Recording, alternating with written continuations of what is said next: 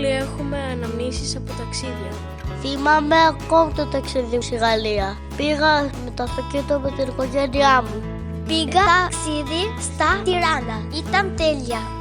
Το αγαπημένο μου ταξίδι ήταν στην Αύπακτο. Πήγα με λεωφορείο και με πλοίο.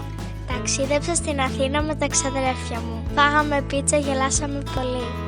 Πήγα στην Αλβανία να δω την οικογένειά μου. Ήταν υπέροχα.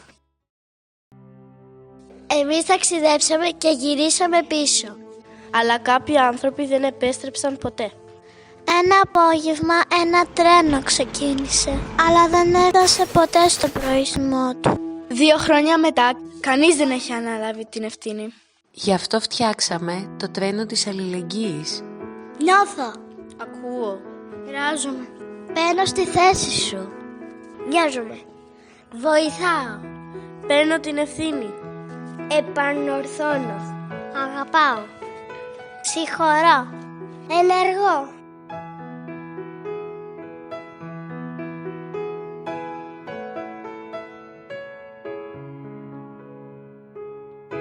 Όταν ταξιδεύουμε θέλουμε να φτάσουμε ασφαλείς. Όταν γίνεται ένα λάθος πρέπει να επανορθώσουμε.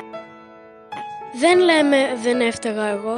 Βοηθάμε. Μοιραζόμαστε. Αναλαμβάνουμε την ευθύνη. Για να φτάνουν όλοι με ασφάλεια στο προορισμό τους. Για να μην είμαστε αναλώσιμοι. Για να μην ξεχάσουμε. Στείνουμε ένα μνημείο μνήμης και ευθύνης.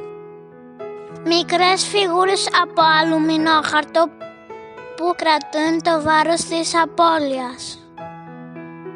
Η μνήμη ζητά δικαιοσύνη.